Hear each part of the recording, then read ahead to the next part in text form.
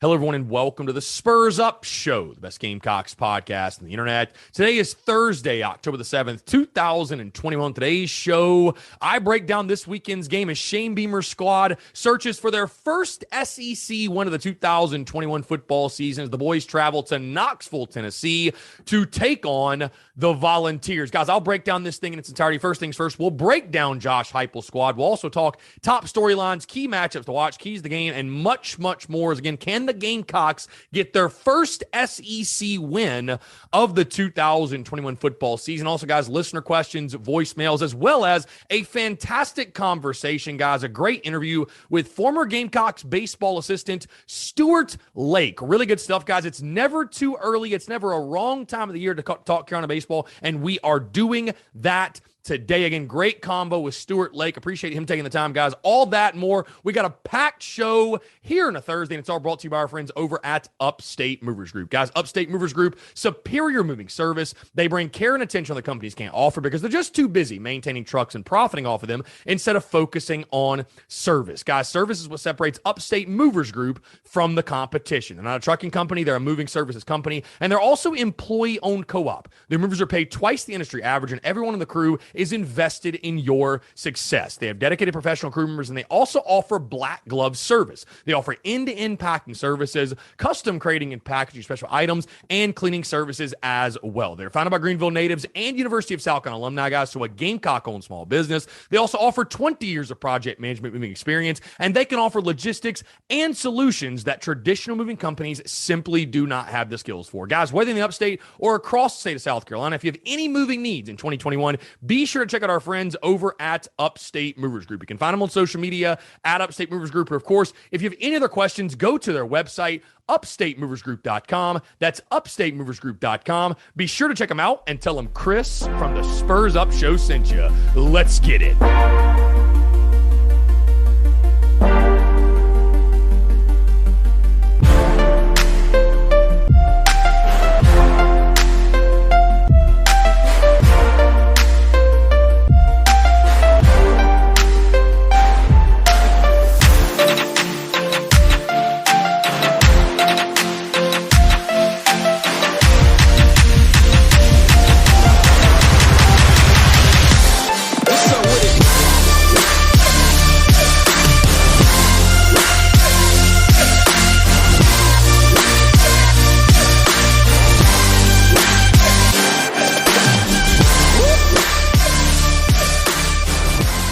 Cocky top, you'll always be home, sweet home to me.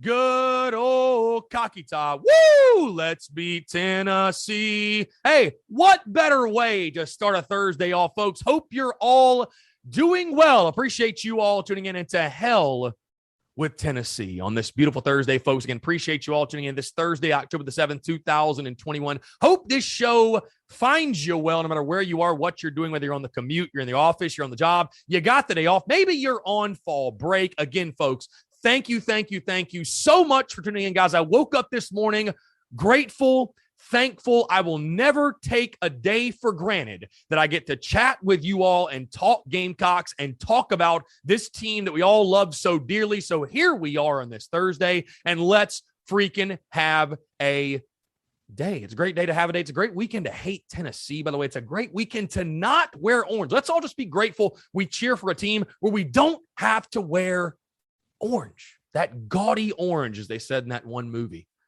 That one time. Guys, we're going to go ahead and rock. We're going to go ahead and roll. Before we do, though, I want to remind you guys, Saturday, if you're not going to Knoxville, we will be at the Carolina Ale House location this weekend in Summerville, South Carolina. Official TSUS watch party, guys. All the details are on social media, but do want to remind you, Carolina Ale House at Summerville, the watch party. Mention TSUS when you get there to get 10% off your entire order. Going to be an absolute blast, and I cannot wait to party with a bunch of low country Gamecocks after we stomp the Vols on Saturday. I'm speaking into existence, guys. Let's freaking get it. Let's go. Again, let's talk Tennessee. Noon kickoff on ESPN2 at Neyland Stadium. The Gamecocks, of course, as we talked yesterday, a 10.5 point underdog. The over-under sitting at 56.5. Of course, the Vols lead the all-time series 27 10-2. They've also won the last two meetings. Of course, last year, the 2020 game, Tennessee won that football game 31-27. And you might recall that I talked how important that game was going to be for South Carolina, their 2020 season, obviously for the head coach at the time. And of course, the Volunteers got the W in heartbreaking fashion, really, at Williams-Brice Stadium in a really, really tough game. And again, Tennessee won 2 in a row against you. You had had their number before. Can the Gamecocks reverse that ugly trend and take advantage of a Vols team with a first-year head football coach? Speaking of that first-year head football coach, breaking down Tennessee just slightly, their head coach, Josh Heupel, in his first year, obviously a new era beginning in Tennessee. And of course, it's very similar to South Carolina, how they're kind of transitioning, changing the culture. Lost a ton in the offseason, by the way. When we did our opponent preview series over the summer, and I talked Tennessee, and, I broke down every team, but, people had said, Chris, their roster's trash, their roster's trash, their roster's trash. And you're like, okay, I get it.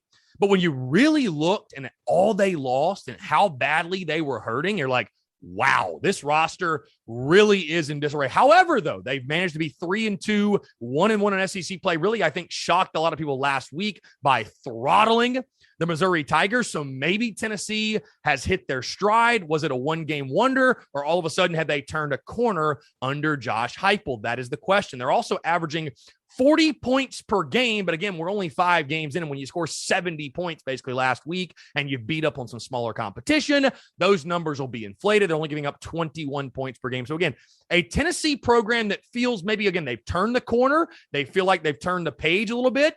What does this game, this noon kickoff in Knoxville, hold for both squads? Guys, let's go ahead and talk top storylines. Let's dive into it. First things first. And normally I would save stuff like this until the end, but right before I started recording this show, this showed up on my social media feed. The Volunteers, for whatever reason, think it's a good idea to pull out all black jerseys against the Gamecocks. Now, we're fans of the color black, right? Our team wears black. Black is actually in our color scheme, unlike that team up there that plays at Neyland Stadium. But Tennessee thinks it's a good idea to wear black uniforms, just like they did, by the way, in 2009 when Lane Kiffin's squad absolutely stomped South Carolina. Now, I appreciate the effort. I like alternate uniforms. I really do. I respect it. But it should guarantee one thing. We should be rocking stormtroopers. There's no question. We should be rocking stormtroopers to counter that all black look. But it's also screaming to me like, how desperate are you? You got to wear all black to beat an unranked South Carolina football team? Guys, Tennessee wearing all black to their own funeral. What a joke that is. What a little funny side note that is, huh? What a funny side note. Tennessee wearing all black. Well, I'll be interested to see what we wear, but hey, who cares about uniforms? Go win the game. Go win the game.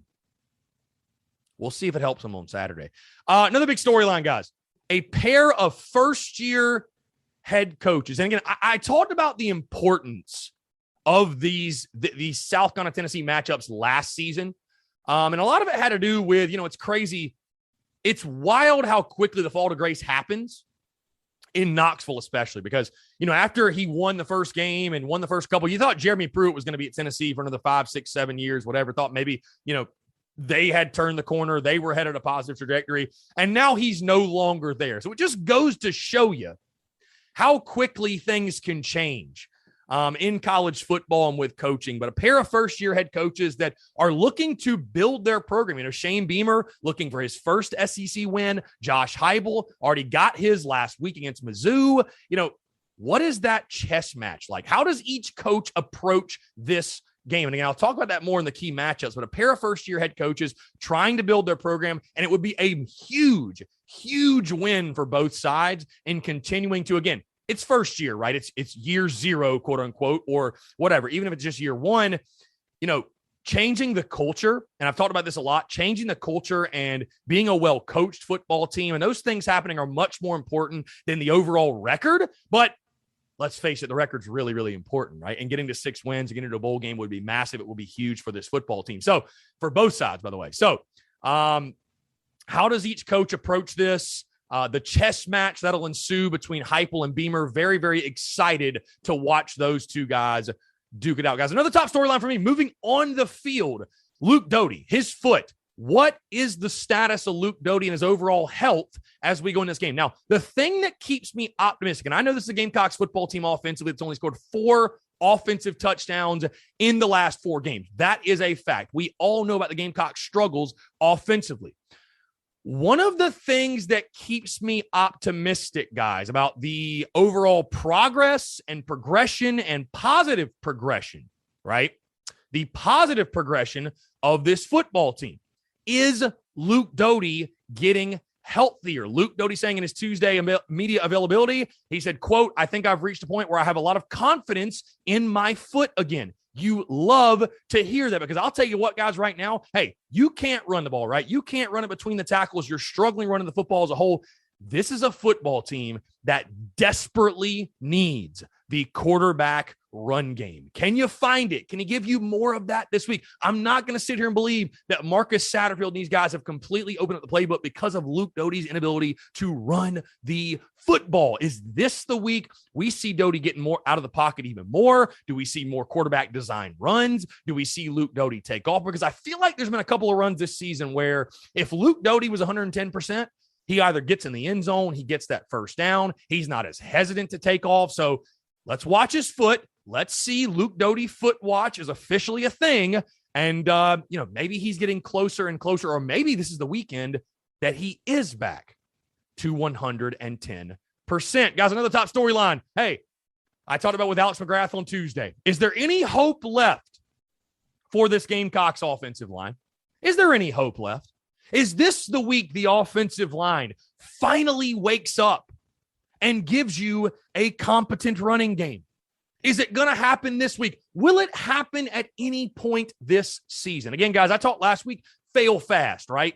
Fail fast offensively. If the run's not there, basically scrap it and throw the football. You got to go with something that works. I'll say the same thing this weekend for sure. Hey, you threw it 34 times last week. You were very successful. Luke Doty threw for over 250 yards. If you got to do that again, hey, do it. Throw it 40 times. Hell, throw it 50 if you can't run the ball effectively. But you would think at some point, right, an offensive line that paved the way for Kevin Harris to rush for over 1,100 yards in a 10-game All-SEC schedule, an offensive line that paved the way for the SEC's leading rusher. You would think at some point, these guys are going to have that breakout game, if you will, and South Carolina's going to look like they did a season ago and run the football. Is it this week? Is it this week? Can you also protect Luke Doty, who was sacked 3 times last week against Troy? Is this finally the week?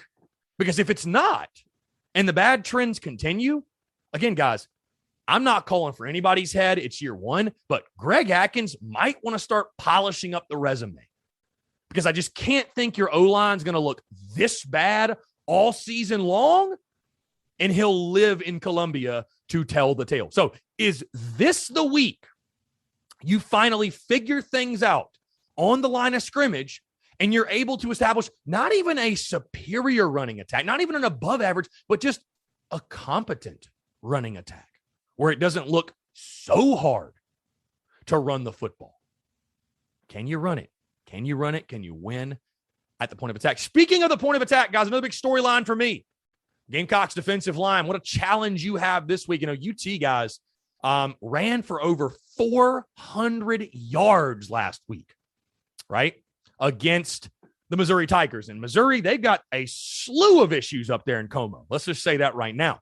But your defensive line, you get a challenge. Can they stop this prolific Tennessee attack? Again, the numbers are a little bit skewed, I think. The numbers are a bit skewed. Okay. Tennessee's beaten Bowling Green 38-6, lost to Pittsburgh 41-34, beat Tennessee Tech 56-0. The one team they played that had a pulse, they lost 38-14 to Florida, which, look at Florida. And then they beat Mizzou 62-24. Again, in that football game against Mizzou, guys, they were up 28-3 in the first half. Sorry for mentioning that score, Falcons fans. They were up 28-3 in the first half. Guys, they ran for 458 yards, 7.8 yards per carry. Also, they got a pretty decent quarterback in Hendon Hooker, who will get the start in this one. He went 15-19 for 225, 3 touchdowns, no picks, was only sacked once. Tyon Evans, fantastic running back. Velus Jones Jr., Cedric Tillman, Javonte Payton. They've also got a guy that we all know from Dutch Fork, Jalen Hyatt. That's a pretty good wide receiver. I don't think this is an elite Tennessee offense by any means, but pretty solid, pretty competent. Can your defensive line step up yet again? Your secondary has been really, really good. Your linebacking core has been playing above their skis, but can the defensive line carry the attack yet again? Can guys like Pickens? Hey, where is Jordan Birch? 14 career games and no sacks for him.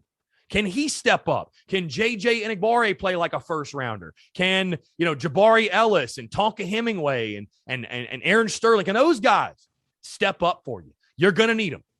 You're going to need them. Hey, I talked last week. You want to be an elite defensive line? You want to be considered elite? An elite defensive line will go out there this weekend and shove it up Tennessee's you-know-what.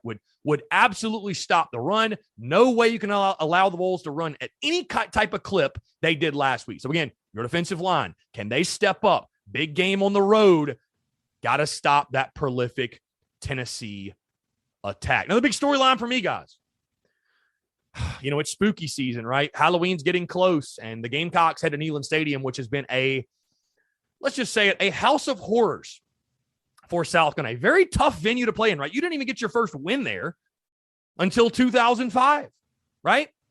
And so the last time you were there, obviously we know what happened when Ryan Helinski was your starting quarterback, and you actually had the lead at halftime in that ball game, and your secondary, your defense just totally faltered. But even in the wins, right, it's been really, and I mean really, really tough. 2017, I think the 15-9 game, which, guys, I don't know if I've ever been, more sick during a game than that one, where it's like I was about to puke at the end. Of course, 2015, the heartbreaker. 2013, I'm not even going to mention. 2011, a 14-3 game. So it's not a great Tennessee team you're taking on, but going to Neyland Stadium, can the Gamecocks be road warriors yet again and get the job done in what's going to be a tough venue? It'll be sold out. Tennessee fans will show up. I know we hate Tennessee fans. They're ridiculous, absurd, one of the worst fan bases in all college football, but they'll show up. They'll show out. By far the biggest crowd that South Carolina has played in front of. Hey, a huge crowd and a huge test for Luke Doty. I know he played at Georgia, at Sanford, whatever, but huge test for Luke Doty, huge test for this football team. How will they handle the adversity on the road? And can you overcome that and be road warriors yet again? Guys, final top storyline for me. And, I thought the overall mentality was really interesting going in the Kentucky game, right? I tried to tell you guys all week, hey, it's not a must win. It's not a must win. You can still get to a bowl game. You don't have to win this football game. It's a very important football game. Don't get me wrong, but it's not a quote unquote must win. Calling any game a must win in your coach's first season seems a little aggressive to me. I will say this, though. Number one, I'm very curious. What are you guys' takes on this game? Do you think it's a must-win? Because I'd love to. Again, I'm not having trouble. I'm not getting as good a gauge on the temperature of the fan base and you guys' thoughts as I did during Kentucky week. I don't feel like it's quite as obvious, but it is a very, very, very important game. And I think when you look at, is it the most important game of the season? I still say that East Carolina was. And you won that football game. So all your goals are still in front of you. Hey, if you lose to Tennessee, guys, you've got plenty of swing games left that can get you to 5, 6, maybe even 7 wins. But both squads are 3-2, right? Both squads have a first-year head coach. While it might not be the most important game, while it might not be a must-win, calling this the biggest swing game of the season for both teams, I think is very, very fair, because this feels like a game. If you win it, your season's going to go one direction. If you lose it, I fear your season might go a different direction. And that goes for both sides, by the way.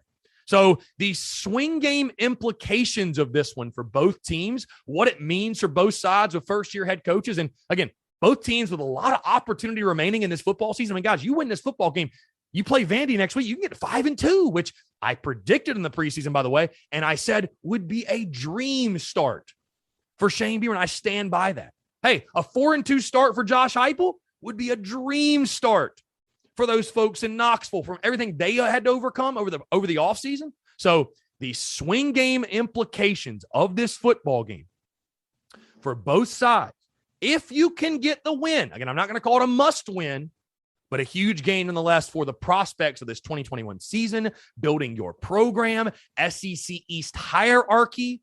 A lot is on the line this weekend in Knoxville, Tennessee.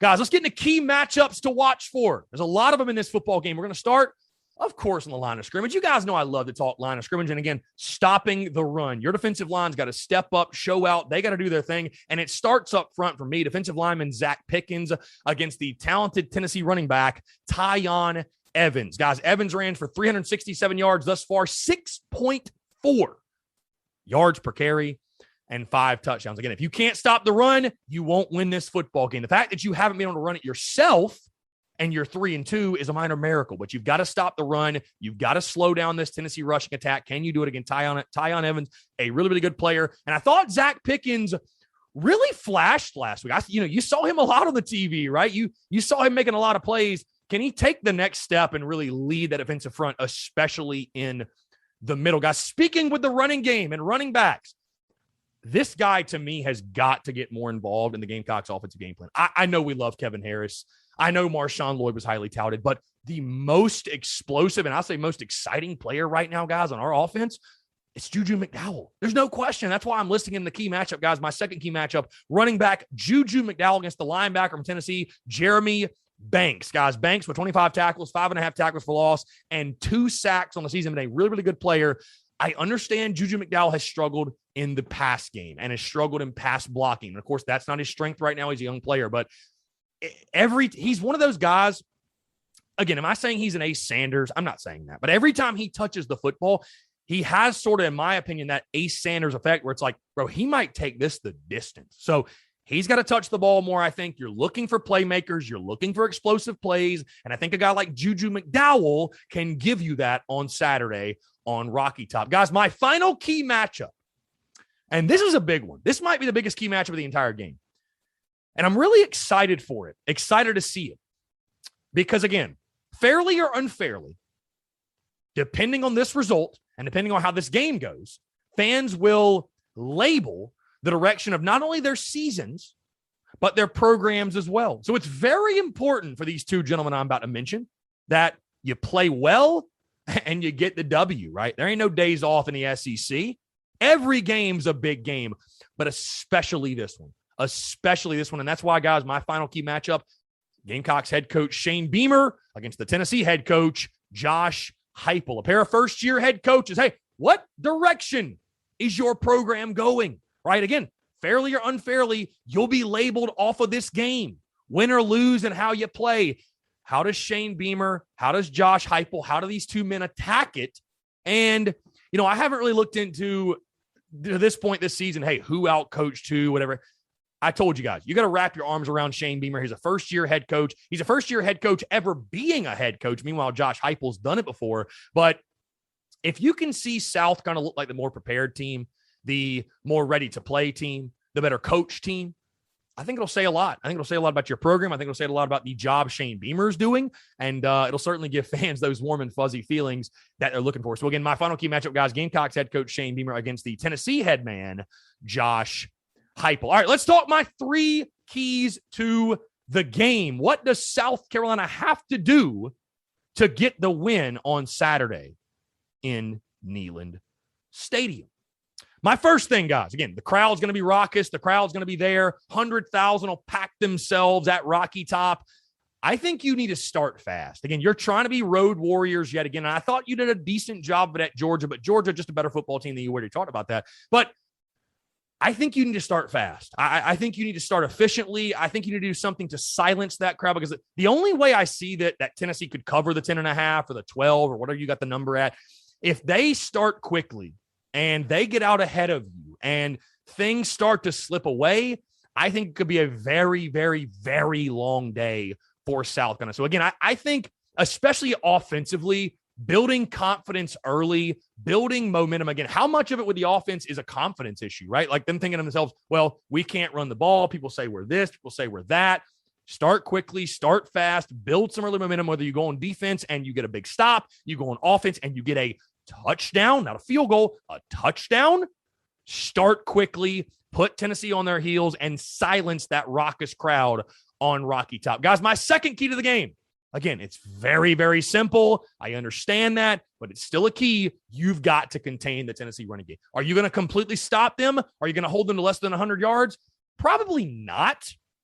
But if you can contain them, put them in obvious passing situations, let your pass rush get there. We all saw last week, and we've seen it all season, how good your defensive line is. Again, we've seen all season how good your secondary, how improved they've been. Contain the run, make them throw, force Hooker into mistakes.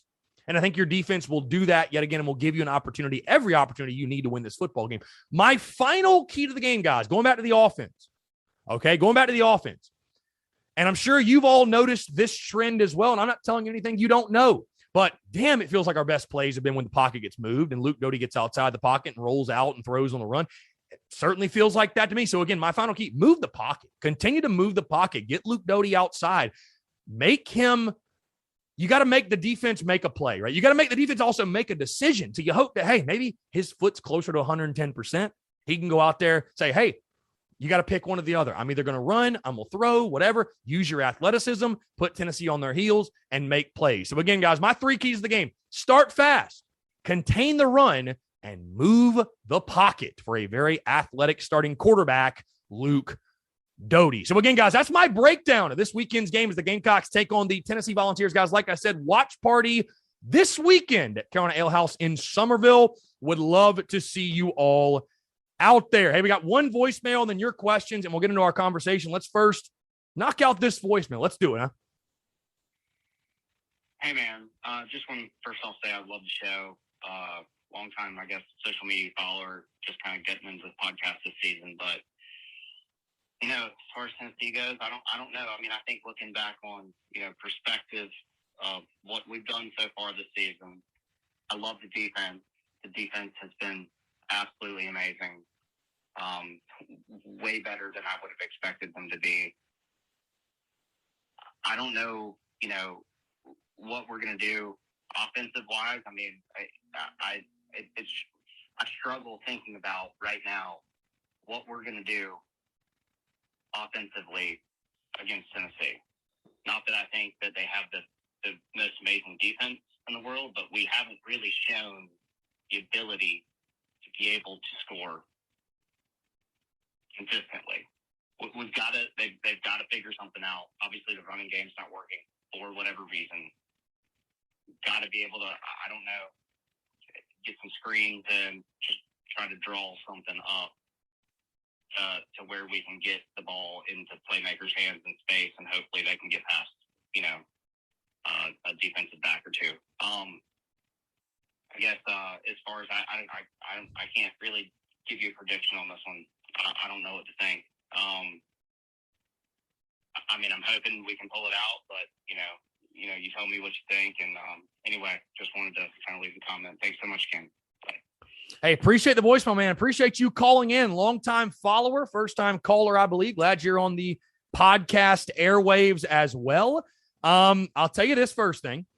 I will drop my prediction on Friday. You also certainly made the point, guys, you got to score to win. There's no question. How are you going to move the football? Something's got to give. Hey, the other thing I didn't mention, by the way, because you talk offensive woes, and they've certainly been there, right? There's no doubt. They've certainly been there. I didn't even talk about this in the top storylines, which I should have.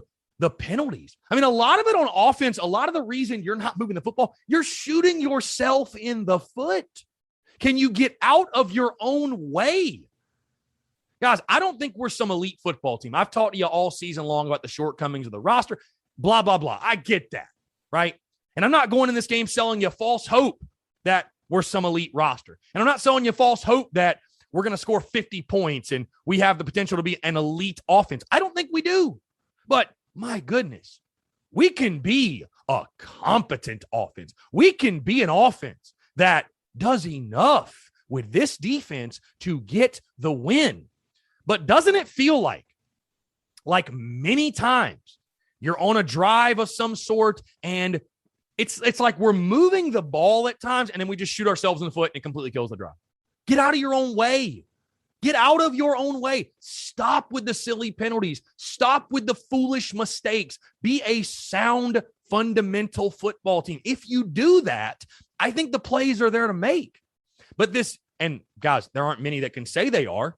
I would say there's probably none. But this isn't a good enough football team to get flagged 10 times and overcome it, especially on the offensive side. So get out of your own way. Make some plays. I'm not saying you're going to go out there and score 50, but could you score 28?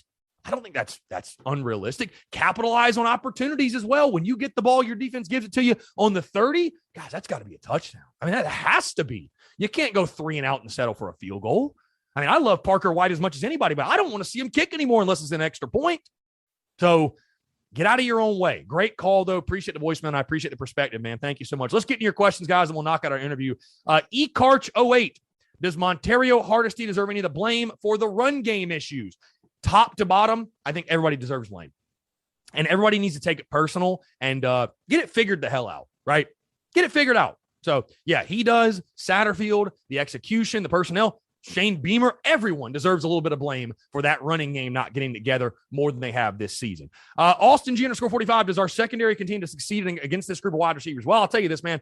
I doubted the secondary all preseason, all summer, all first quarter of the season. Hey, I'll give them the benefit of the doubt. I mean, you got to lean on your defensive line. Your D-line's got to get pressure. But, hey, this secondary's played fantastic all season, and I'd expect nothing but the same again this Saturday. David_Barnes76, I get that Lloyd may be more talented, but he doesn't look confident in his knees, in my opinion. Yeah, coming off the ACL. Maybe he's not there. I don't know. David's also got a couple more questions. He says, ready to see more Quan White? Another offseason will help Lloyd break out in 2022. Yeah, I don't know what's happened to Quan. I don't know if it's an injury, if he's in the doghouse. I don't know what's going on. He also says, we're going to have to score more than one offensive touchdown to beat the Bulls Saturday. Fact. Alessandro_Corias445. Hope Beamer yelled at everyone for all those dumb decisions last game. I'm sure he did. Luke Haynes with a prediction says Luke Doty is the best game of his career. Would love to see that. Looking at the FBI, this is EA Birchmore. Looking at the FBI, we should beat Vandy and Mizzou. Looks 50-50. Where's win number 6 coming? I had Auburn in the preseason. I know they look a lot better than I thought they were going to look. Hey, you could beat Clemson. You could beat, there's some games, I think, guys, this season of college football is wacky. There's games in this back end that maybe we didn't see as swing games before that all of a sudden you're like, how will that one go? So it could happen.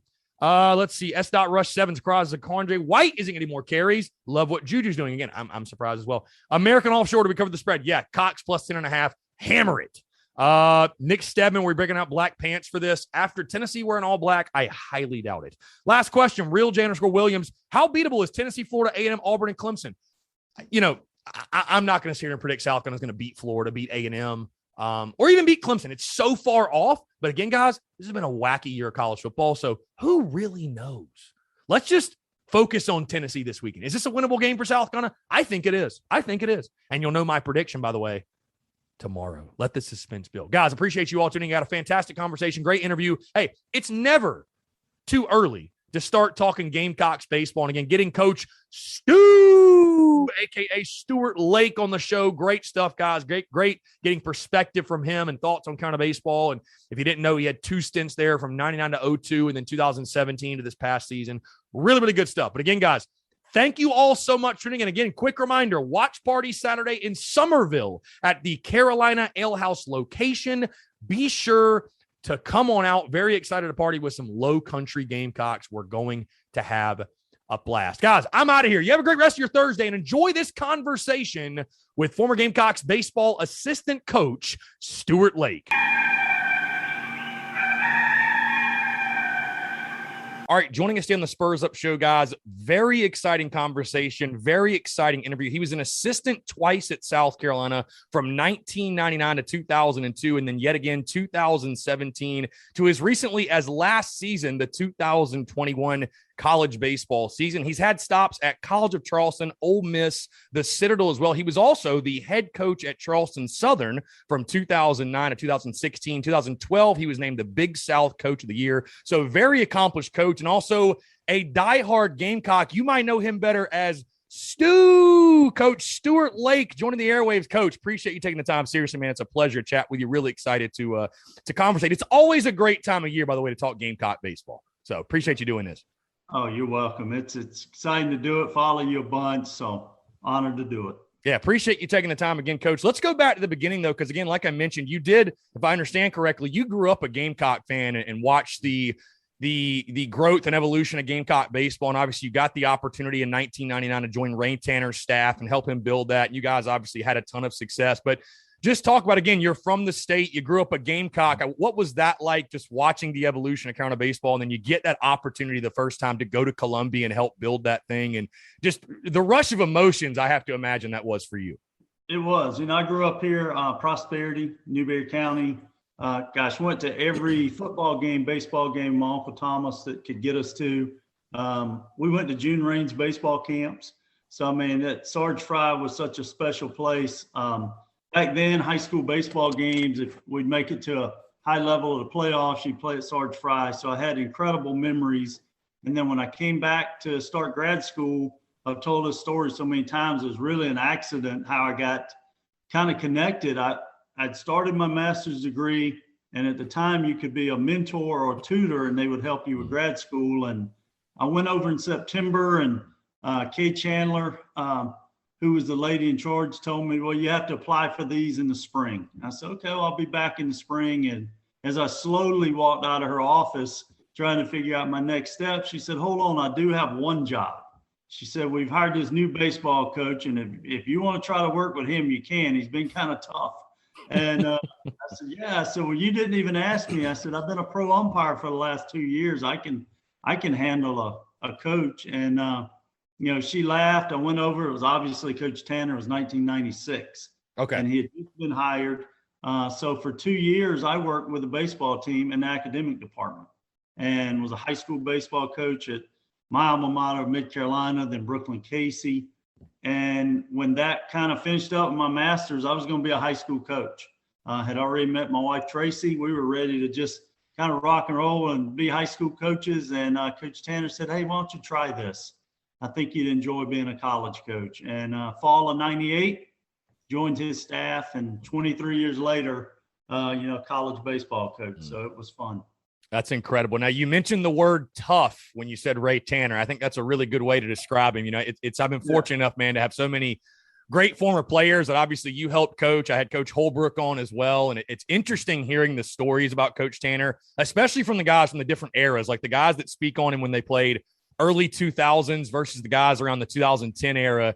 I'll have guys like Trey Dyson. He specifically told me, he's like, those guys in 2010 have no clue how good they had it compared to how tough and, rugged Coach Tanner was. But working for him, I feel like just give your experiences under him. I feel like he had to be a guy. He pulled the best out of his players, but certainly I'd imagine out of his coaches as well.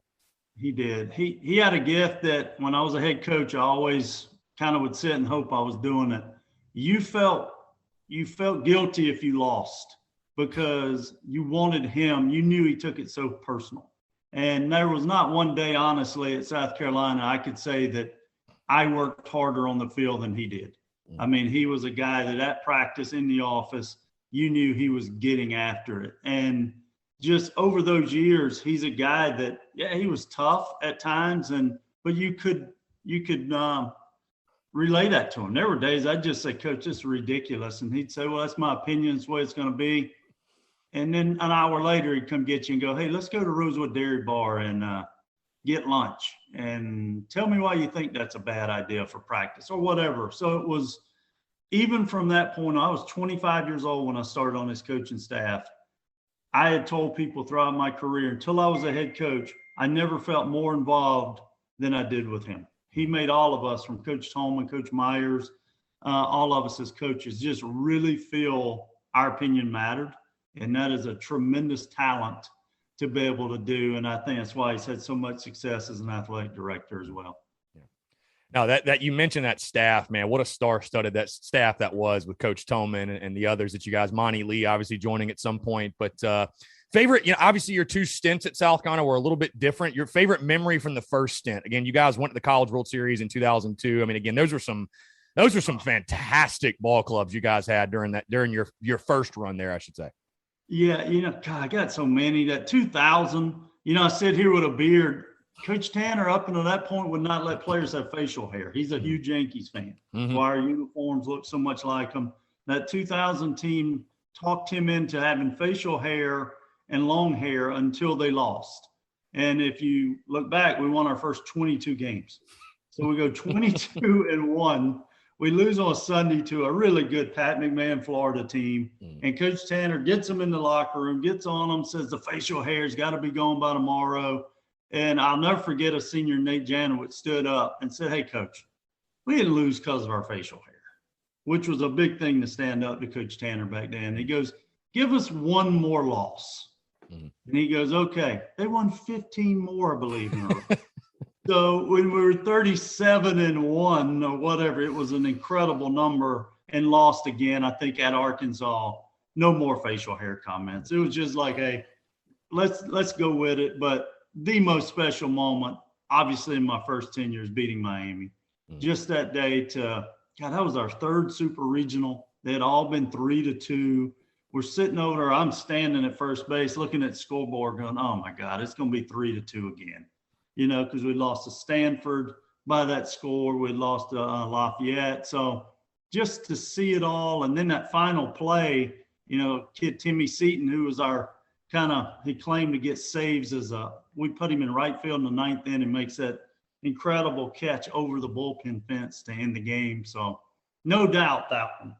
Going to Omaha, that 2002 team it'll always get to be number one, but I kid you not, everything else is 1B and C. There's a lot of great memories.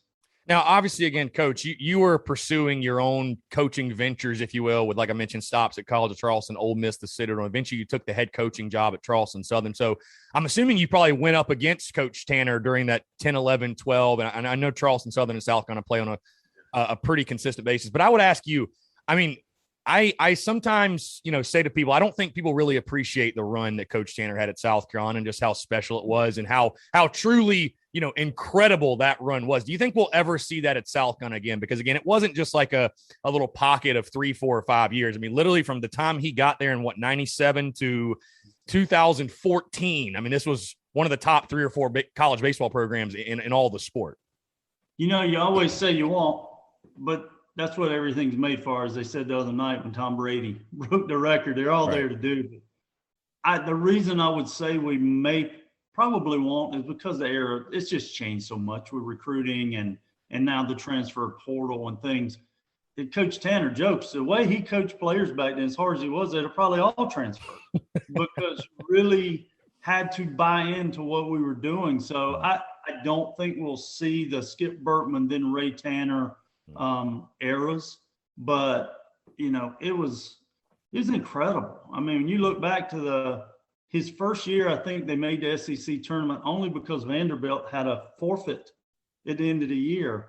From that point on, they were always in the tournament, and I knew it. As you had said, I was a Gamecock guy, but then I leave here and I go to Ole Miss, and the cool thing about leaving here to go to Ole Miss, I didn't realize how people were looking at us, because when I was at South Carolina, we were looking at LSU. Right. Everything Coach Tanner wanted to do was a Skip Bertman, USA baseball, and we looked at LSU baseball. And then I get to Ole Miss and I got players going, how are y'all doing it at South Carolina? And I called Coach Tanner.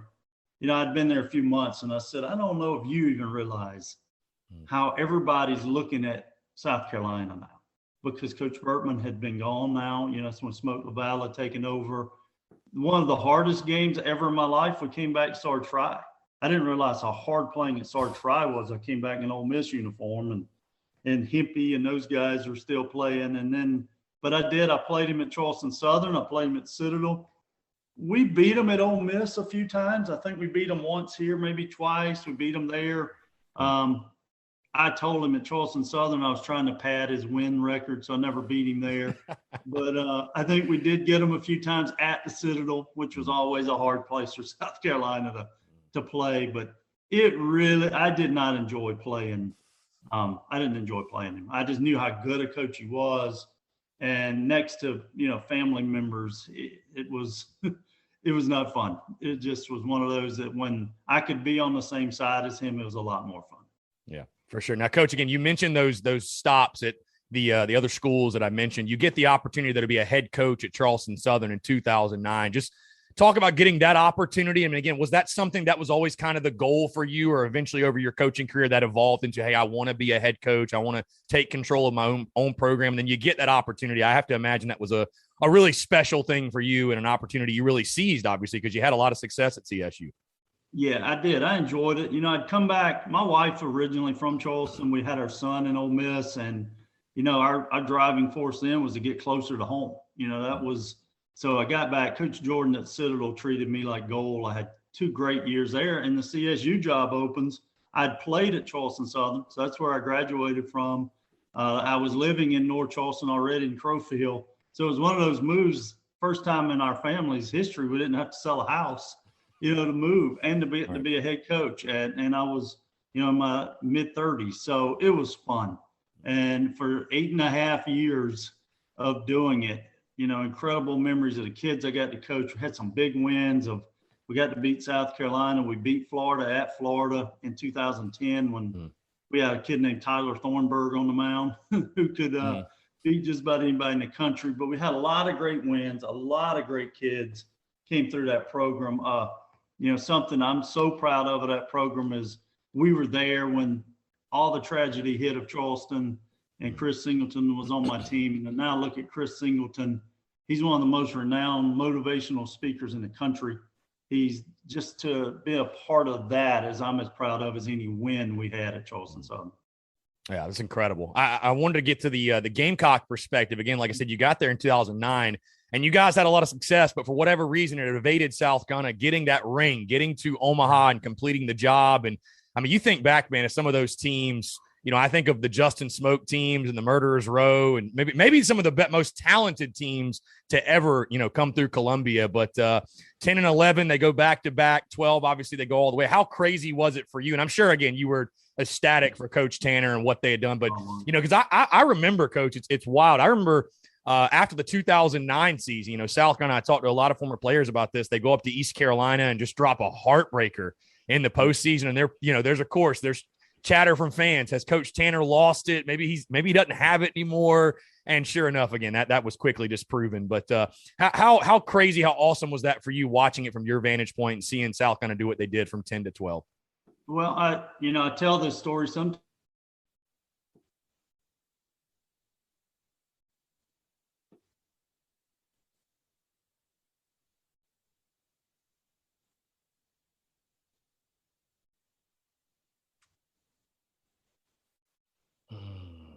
Before. So Coach Tolman and I came and spent the whole regional. And if you'll remember, it started off rocky when they got behind and the rain delay came. Obviously went on to win it. They go on to Coastal and I went recruiting. Me and Coach Tolman both went together recruiting and said, hey, all right, we did our part. We helped you win a regional. Now you got to take care of it. And just then the Coastal, I had to listen to it basically on the radio to Mike Morgan on the phone telling me stuff. But sitting in a hotel in Spartanburg watching that 2010 when Wick got a hit, and man, I still get emotional because it was so much for all of us to get to that point. And then to finally see it, that was one of those moments you'll never forget. And I don't know how many people know it because he never shares it, but Coach Tanner bought a ring for all of us that had been a part of the program and gave them to us in different ways. He came to Charleston to give me mine. He kind of, Coach Tolman, he took him his. So it was I still have it, proudly displayed here in my house because we all felt a part of that 2010. And then when they do it in 11, we're like, come on, how you doing it again? And then 12, we're thinking, oh, we're going to get another one. And that Arizona team was just too good. But it was fun as a Gamecock fan to just sit back and get to enjoy it without the pressure being in that dugout during that little bit of time.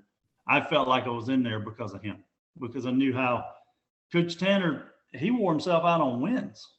We would win games and we'd want to go celebrate, and he'd be so worn out, he'd just stay in the room and do room service. So I knew eventually it would catch up. I think it did. It's probably why he moved into the athletic director more than anything, is because he took each game so personal.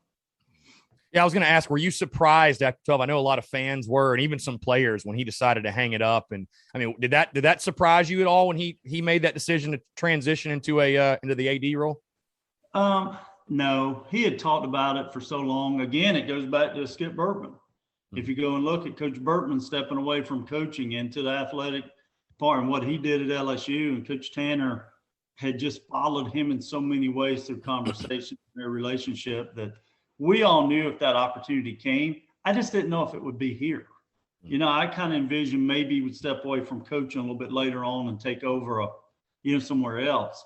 Then when it just kind of all worked out the way it did with, Mr. Hyman leaving and it's open, I'm going, okay.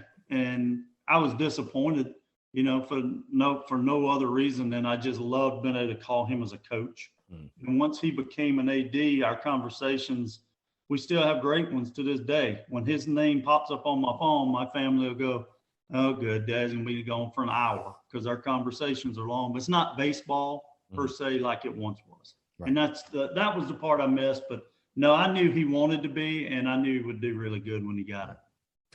Random side note, because again, I know you came back to South Carolina, obviously, I guess it'd be fall 2016, or was it spring of 17 when you came back? Fall 16? Spring of 17, okay.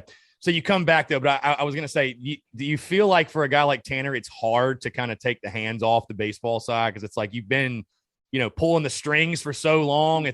I just wonder, like, the transition of, like, he's sitting up there at, Founders Park right now watching, like, and I'm sure it's playing out in his head of what he would do, strategy, all that. Well, there's no doubt he is. I will tell you this much, and I told him this when I was there as a coach. He stayed away. I wanted him more involved at times, and I'm speaking for myself, and I'm not speaking for Coach Holbrook or Coach Kingston when I say that as the head coach, but I was still sharing stuff with him. Like, what do you think with this hitter, or what do you think with this? And he really was trying to be hands off. But any baseball fan, that's why – I love watching you with your passion on it. If you really care, you're going to stay involved. You can say, all right, I'm not going to say anything. You remember the old Marv Levy video, NFL Films? He tells Bruce Smith, hey, we're not going to yell at the officials today. We're going to be nice. And 30 seconds later, he's screaming at the guy. That's kind of who we all are. If you're really bought in, and, as I sit here with a Cleveland Browns hat on and a Gamecock, those two fan bases, you're all in. You're either all in or you're not really a fan. Right. And it's the same thing as a coach. So, yeah, I know he's sitting up there in his mind going, I'd bunt here, or I'd take this pitcher out here. But in his defense, he don't tell you. You really have to ask. And but I do. I look forward to some conversations. I don't know what I'll be doing come spring, but I can tell you this much. If I have a chance to sit in his booth during a game, I look forward to doing it, because I hadn't got to do it with him in a long, long time, to just sit there and, be like the two old men in the Muppets. We can sit up top and we can just say everything we see and go from there.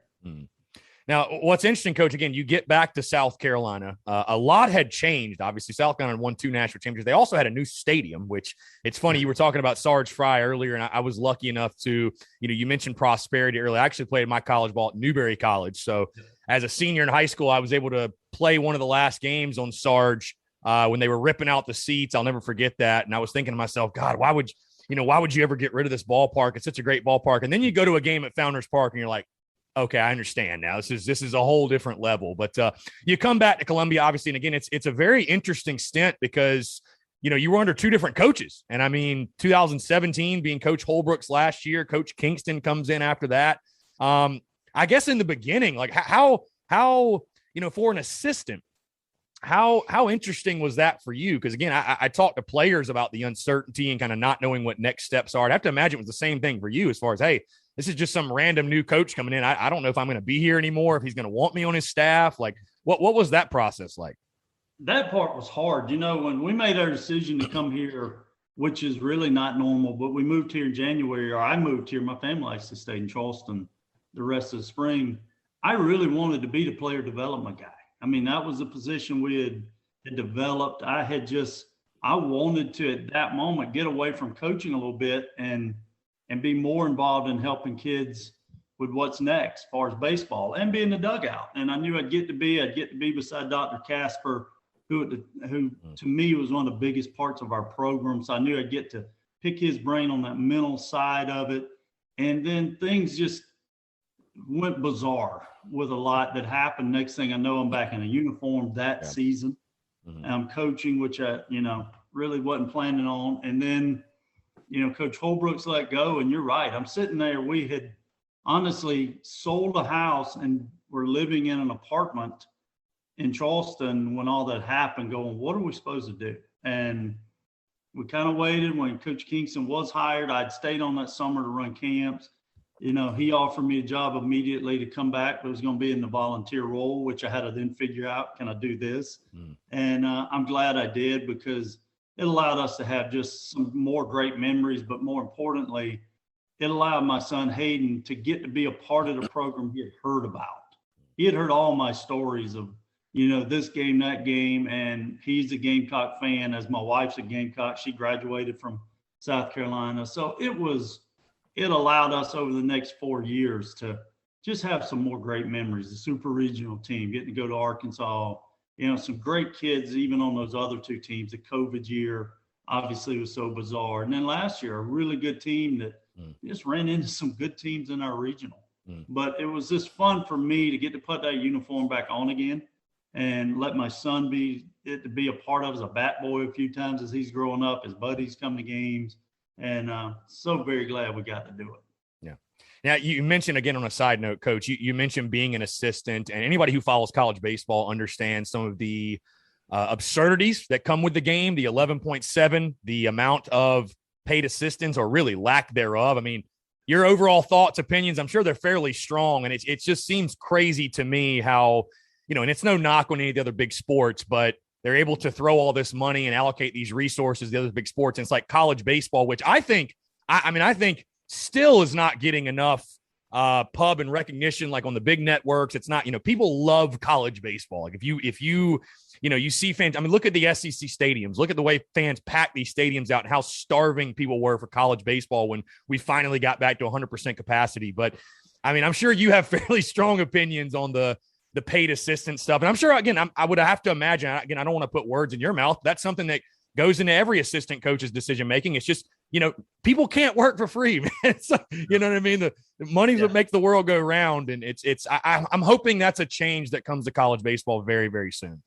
I do too. It was a case, fortunately, obviously at South Carolina or camps, it made it where we could still do it. And that's why I'm excited that a guy like Wingo came into that role now, because we'll see him do it. But it is really unfortunate. I don't understand why, 2 years ago we voted on that third paid assistant. It got voted. It would have added a paid assistant to men's baseball and women's softball, which to me was a slam dunk for both sports. When our postseason's on TV, men's baseball, women's softball, they're some of the most watched events that ESPN has. And they make money. The tournament makes money. And I just don't understand why it seems so easy to push it to the side and say, 2 paid assistants are enough. And it's never been a knock for me. Football, basketball, some of my best friends coach all those sports. Why not make this better for us? Me and you both play college baseball. Those coaches are some of the biggest influences for the rest of your life. Why not make sure you can have people that can do it longer, or, maybe in the smaller schools have more qualified people that could do it? Because like when I was at Charleston Southern, my poor volunteer coach had to teach. So he was teaching school and coming to practice at, 2:30, 3 o'clock. We'd try to push practice back so we wouldn't start too soon, but it was so unfair to that person wanting to start in a profession that most people outside of the SEC, ACC schools, they end up getting out of coaching. They just do. It's too hard to try to live on 8,000, 10,000, 12,000. The amounts are, you can look at it online when they advertise jobs and you're going, so I keep hoping the NCAA, is going to say, hey, let's make this better, because I want it to be better. My son's come along now. I want him to get into the NCAA when they realize what they could do and help our sport. Scholarship wise, 11.7, come on, we can do better than that. Now they limit the roster. So you're taking away opportunities, from kids that could walk on and be a part of a program for no reason. You're just taking it away with roster sizes. So there's a lot of changes I hope to see. And I'd love, as my kind of career goes in whatever direction, I'd love to be there to beat on the old, drum farm in any way. For sure. Now, you mentioned those COVID seasons, Coach. Like, I definitely want to get your perspective again. You went through it in 2020 with, of course you remember, but I'll never forget, obviously that Tuesday game against the Citadel goes down. And that was actually my first baseball season living in Columbia full time, if you will. And we're all looking forward to the start of SEC play. Tennessee plug gets ripped, season's gone. And then even in this past season, we had baseball, but it was sort of, people didn't really know how to navigate it. It was weird. You had 20% capacity and it felt sort of hollow, at least in the beginning. And obviously later on in the season, we got back to 100%. Who can forget that Tennessee series and the way Gamecock Nation showed up and showed out at Founders Park? And of course, the Rowdy Roosters doing their absolute best. But talk about just navigating that, man. Again, baseball just gets ripped from you, something you've done every single year for your entire life. And again, it was a tumultuous 2020, but of course, we're able to bounce back. But now I'm sure going through that had to just be, again, just like for all of us, just a complete roller coaster. Yeah, we played a Citadel on that Tuesday. Blake Cooper and I are good friends, and we were the last two people talking in the stadium that night. And I made a joke to him. I said, we better soak this up, because if things keep going the way it is, we may not be playing much longer, because everything nationally had started saying it. And then that Thursday, Coach Meade and I run over to Subway, and Carl Lafferty at Ole Miss was there when I was there. We're still very close. Calls me and goes, hey, man, Coach Bianco's son, who played at LSU, just called him. They just took him off the bus. So they were getting on a bus to drive to play, I think maybe even Ole Miss, for the first SEC series. And that's when the reality, the NBA stuff had already, I think, happened that day. Maybe the basketball tournament had pulled teams off. And I just remember looking at Skylar going, they're about to cancel our weekend. Not thinking they're about to cancel everything. So we get upstairs. Coach Kingston had already gotten word that, hey, we're going to meet in the team room and tell the team they're going to shut us down until Monday. So that was our first message to them is, hey, right now we're going to, if you can go home, go home. If you want to stay at your apartment, come over here and hit. We can't be with you. There's a NCAA rule. So they were going to have a weekend off. And gosh, by that Friday afternoon, I'm sitting in a car literally at my son's JV baseball game, and my phone's blowing up saying the World Series has been canceled. That's how I found out, all right, this is going to be way more than be here till Monday. And over the next few hours, obviously, we get the facts and details. And it was so hard because it was just a group of guys that you knew would never get to play together again. Noah Campbell, he and I were so close. That was his last season. Just so many guys, though, that you knew that was it, and it was going to end that way. And then last year, as you said, you just felt like you were on a loose carpet the whole time. You just kept turning around going, okay, when are they going to pull this out, and say, you can't do this, you can't do that. And then for me, selfishly, I am so glad we could be at 100% come into the season, the regional. Man, you talk about the Rowdy Roosters. It was just cool to see our fans. That reminded me of Sarge Fry, of when that place was so hard to go into and have those fans just right in your face. But I was really glad because I didn't know what my future already was probably going to be. So I wanted the regional was fun to see people sitting there. I always told the players, the biggest advantage of playing in Columbia in the summer, everybody else is going to be hotter than you, because nobody can grasp how hot it is until they get here. So I really wanted to obviously play a little bit longer, but I don't know. I think we'll all go back in time. I tell my son, he'll be telling these stories to, grandkids, and they'll be looking like, y'all did what? Because this has been so strange through this whole COVID thing. Yeah, I tell you, man, we've all got a lot of great memories of watching Carolina baseball, but that Virginia game, that first one at Founders in the region, that one was just cool. I don't know. It just like you said, just a lot of things getting back to 100%, postseason baseball at Founders Park again, getting the dub, obviously. That was a really, really fun day for sure. I wanted to ask you again on the Rowdy Roosters note, how awesome was it for you again? I feel like the fans really, really took to you, man. Every time you take the third base coaching box, that, like I said, the chance of Stu would break. Like, was that surprising to you? I feel like you kind of knew how to play the crowd up a little bit too. You'd pump them up a little bit, and obviously the students at some point were all sitting down third base line, and I mean, like you said, the atmosphere was awesome. I thought. Well, if I could have been anything, I'd have been a pro wrestler. Or at least I would have been a manager. I would love to be a nice manager of a pro wrestler. So it was fun. It was just one of those that, to me, and this started again with Coach Tanner, this is entertainment. People are supposed to come to games and have fun. And if, Coach Tolman probably taught me that maybe more than anyone of these, our fans care. And for me, being one of them, I used to tell, Coach Kingston, I could take my uniform off and go sit in the stands and have a good time because I grew up here. This is what's fun. So for me to get that, and then it was a bunch of guys that were sitting back there, kids that had come through camps, guys I had recruited, who were now in their 20s and older, and college guys. It was fun to always run over there and know that they had your back. And I'm going to tell you right now, our guys, boy, was that a difference last season. For that limited capacity, our stadium was quiet at times. And when those guys, you just can't imagine. It was like plugging a cell phone in that dugout. The battery just went up of our guys.